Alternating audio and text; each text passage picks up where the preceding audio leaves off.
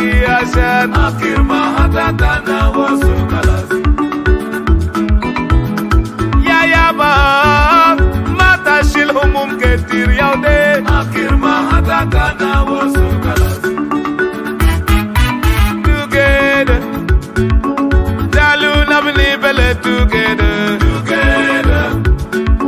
تعالوا نبني بلد together I say together تعالوا نبني بلد together تعالوا نبني بلد together يا كوانا كالينا ما نسيتو كالينا ما وصل هنا براو يا كوانا كالينا ما نسيتو كالينا ما وصل هنا براو كالينا ذكرى يا مبوديا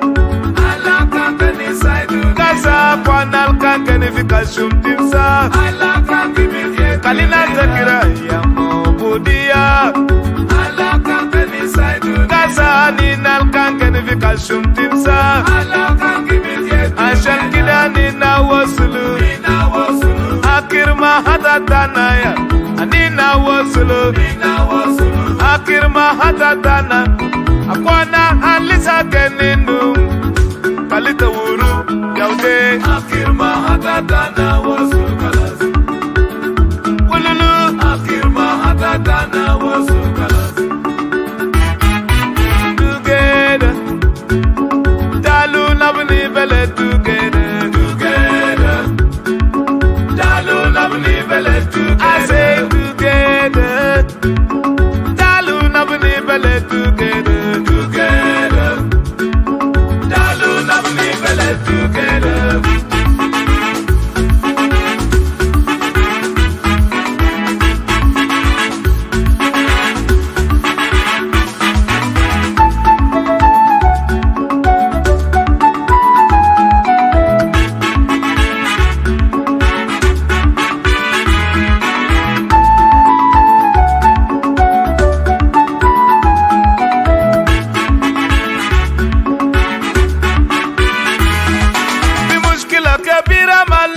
هنا يوغي وجاني في مشكلة كبيرة ما نفسه هنا يوغي وجاني أنا قال في مشكلة كبيرة ما نفسه هنا يوغي وجاني في مشكلة كبيرة ما نفسه هنا يوغي وجاني أنا لقوا كوانا جاني في دلوما شمع فوق في ترابيزة تفريد جامو أنا لقوا كوانا كني في دلوما شمع فوق في ترابيزة تفريد جامو ومال كننك كلمانو وانتا دلوما كل يوم بلنك كلمانو وانتا دلوما شمع فوق في ترابيزة تفريد جامو شمع فوق في ترابيزة أنا كالسيم شكل كسلان ولا نور عشان together Dalu nabni bele together Dalu nabni bele together Dalu nabni bele together Dalu nabni bele together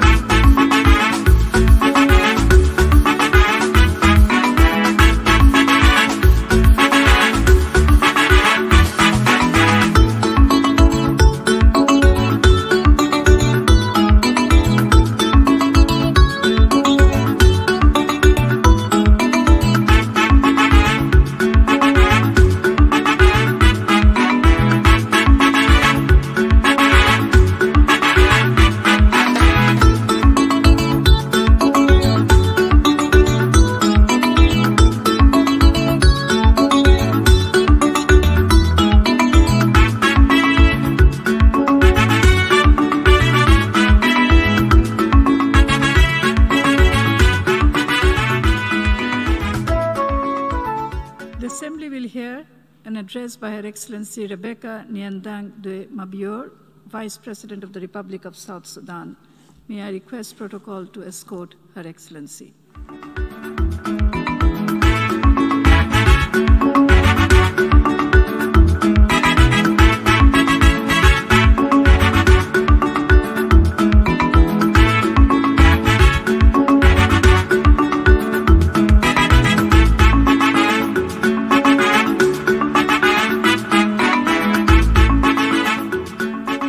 Your Excellency, President of the General Assembly, Your Excellency, Secretary General of the United Nations, Your Excellencies, heads of the delegation, and fellow delegates, ladies and gentlemen. On behalf of President, His Excellency Salva Kiir Mayardit, I stand before you to share the recent development in our country. I intend to do so in the spirit of constructive engagement.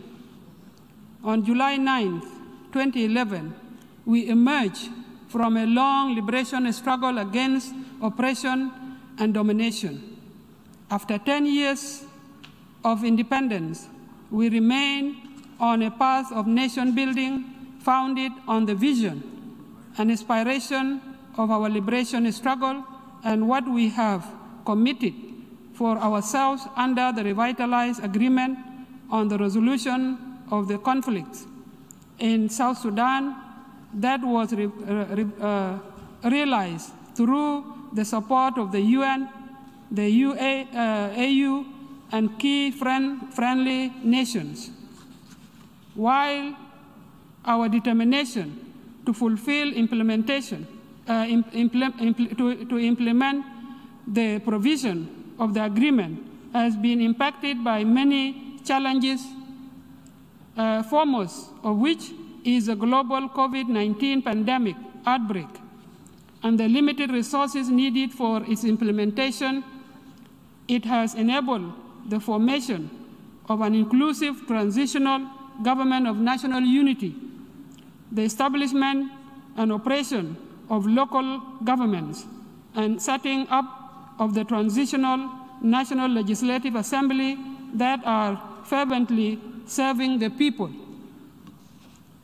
President Salva Kiir launched the National Dialogue to complement the agreement while the Revitalized peace process was underway.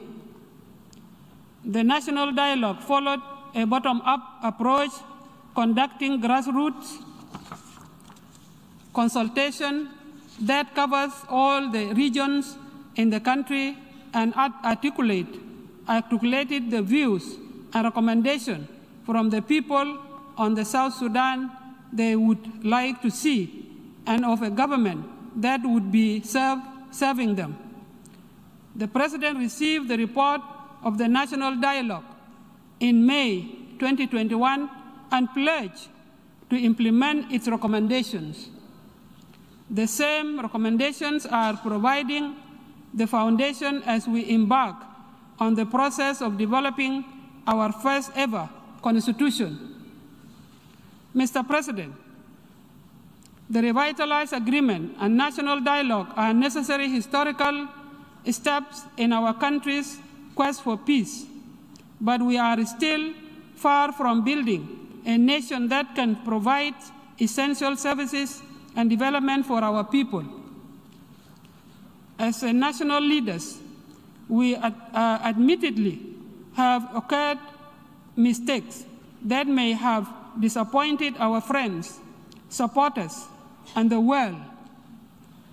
We have learned from those mistakes, and I am here to engage in constructive dialogue with our international partners, bearing in mind the lessons and consequences of our actions, and more importantly, the dreams, aspirations, and marching order from our people of the kind of government, society that they want. Permit me to highlight some key points on our efforts to bring about much needed peace, security, and development to our people. First, I would like to acknowledge that although our independence was product of the struggle and sacrifices of our people, we could not have won without the political and material support from our friends, allies, and partners from around the world. We are deeply grateful to them. Second, I want to assure our friends and partners that we are determined to never go back to war. We pledge to pursue the promises our liberators made to our people. We must ensure peace, security, dignity for all without distinction. We must replace the destruction of war with the productive use of our vast natural resources and national assets for good of our people. Third, we fully realize that the responsibility for pursuing this vision is our own as a people. We believe that the partnership we seek can only be accomplished through constructive, mutually beneficial engagements. Mr. President, distinguished delegates, the failure to fulfill the promises of our struggle is due to objective reasons for which our partners and ourselves must cooperate in finding practical solutions. While there should be no doubt about goodwill of President Salva Kiir and the government he leads to secure peace and the establishment of a just, peaceful, inclusive, and prosperous South Sudan, we need to identify and address the objective reasons for these failures. President Kiir has recently stated that it is now time to correct the past mistakes and open a new page for building a better future of peace, development, and prosperity for our people.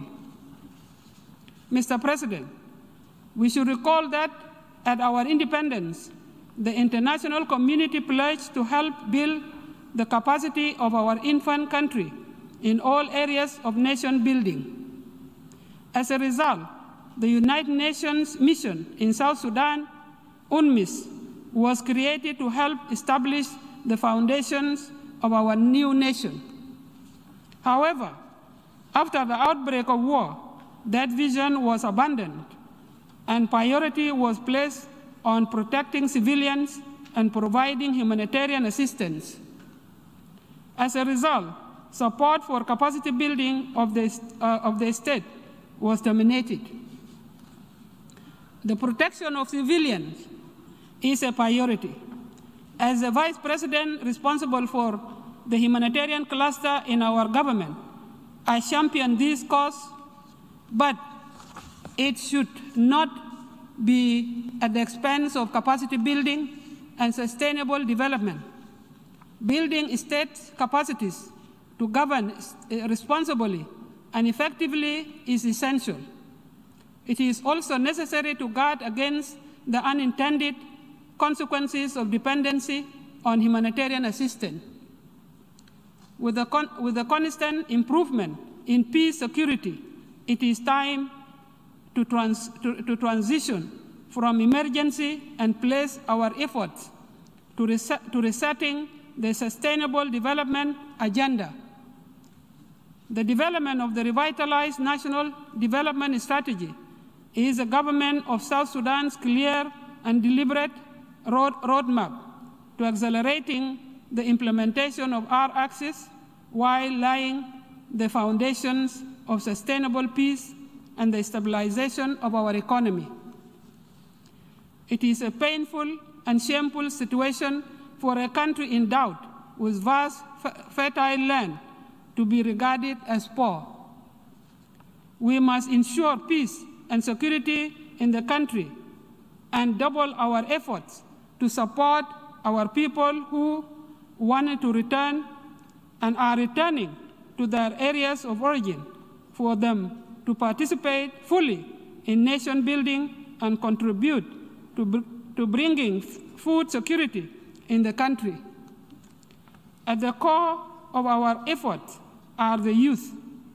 South Sudan is a young and useful country, and we call on our partners to help us in our continuing efforts to develop the skills of women and youth, providing them with jobs and livelihood opportunities, and harnessing their energy and productive capacity to provide an alternative to picking up the gun again and engaging in destructive behavior. I am glad to note that encouraging steps have recently been taken in this direction. For example, our security forces and their UNMISS counterparts have begun to promote rural peace and security. We are soon unveiling a national youth service program and setting up a youth empowerment fund in partnership with the United Nations Development Program and other partners. The government welcomes and appreciates such fruitful and positive engagements. To fulfill the vision of our liberation struggle, we must use our oil revenues to fuel economic growth through investment in agriculture. We will invest in infrastructure to connect our rural communities to the markets. We need the public and private sectors, including foreign investors, to join hands in turning South Sudan's potential wealth into a reality. Mr. President, distinguished delegates, I am glad to report on the implementation of the various chapters of the agreement. We have formed executive and legislative organs at the national and state levels, in line with power sharing formulas in Chapter 1 of the agreement. More importantly, we have made significant progress in implementing public financial management reforms in Chapter 4. These measures have met the expectation of international financial institutions and other external partners. In addition, the constitution-making process has recently taken a significant steps forward, and with convening a workshop that charted a roadmap towards the drafting and adoption of their permanent constitution. Towards drafting and adoption of the permanent constitution, the implementation of Chapter 5 on transitional justice, accountability, reconciliation, and healing is moving forward at a relative slow pace. This is not for lack of political will, but rather for objective reasons that are addressing with our regional and international partners. We can therefore say that the glass is half full in the implementation of most chapters of the Revitalized Peace Agreement. Where the glass remains half empty is in Chapter 2 on a permanent ceasefire and transitional security arrangements. There is an urgent need to form a unified professional army under one command and control. The security sector reform is the most challenging part of the agreement, as it contains elements at the center of the violent conflicts in the country.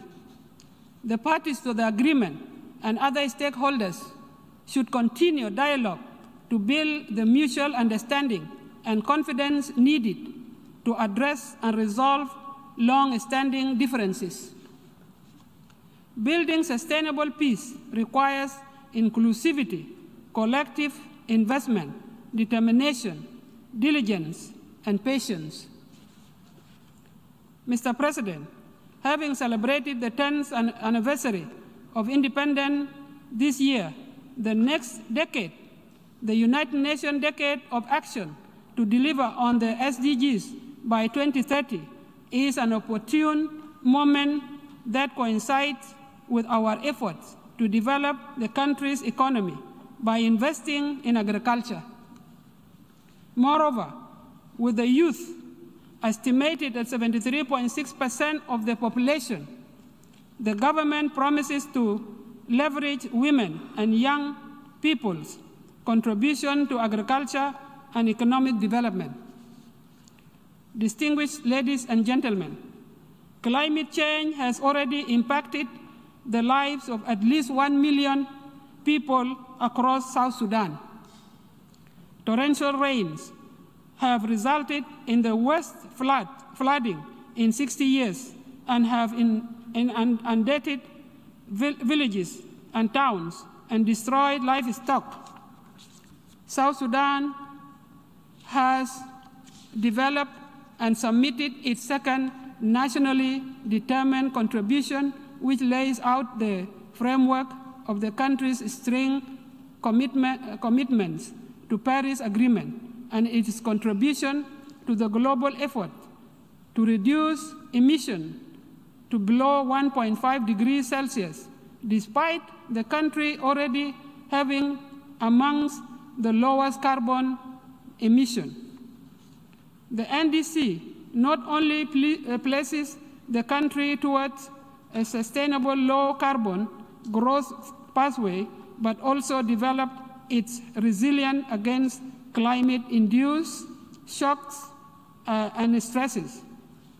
South Sudan is contributing more than its fair share in reducing global emissions. Yet it is amongst the countries that is suffering the most from the impact of climate change. We call upon member states to aggressively respond to the call for action to further cut emissions if we are to avert catastrophic situation that will be a defining moment for mankind. South Sudan stands ready to help the world, and this is to our national interest, as we have the natural resources and capacity to enhance climate mitigation and adaptation measures. However, funding these measures is essential, and so we join the call to make climate finance accessible to developing countries to enable us to help the world more while also preventing climate change impacts from revising our developmental gains and increasing the vulnerability of our people and country from shocks and stresses. Mr. President, distinguished delegates, I am happy to report that bilateral relationship between South Sudan and Sudan has significantly improved. We have cooperated effectively to resolve our national problems, positively reinforcing our mutual relationship. There are, however, issues that still need to be resolved between our two countries. First and foremost is the issue of the contested area of Abyei. The Abyei Protocol of CPA already states the basis for resolving this issue. Unfortunately, we disagree on the implementation of the Abyei Protocol and have entered into several additional agreements without a final solution. Now Khartoum has called for the withdrawal of the Ethiopian forces in the United Nations Interim Security Force in Abyei. Any alternative arrangements will take time and leave a dangerous security gap in the area. This issue can be resolved peacefully through an arrangement that will give Abyei people their freedom and dignity. Moreover, that will enable them to play a positive role at the border between the two Sudans. We are determined to learn from the past and look forward to engaging in a constructive dialogue, revitalized cooperation, and being more effective in pursuing our shared objectives. We must make the revitalized peace agreement succeed, and we can only do that with support of our regional and international partners. Simply stated, South Sudan desires and is ready to turn a new page. Last, Mr. President, distinguished delegates, I have come to this assembly with the spirit of my late husband, Dr. Nyandeng de Mabior, and all those who paid the ultimate price in the struggle. It was a dream for Dr. John to liberate his people and address the global community at this very podium.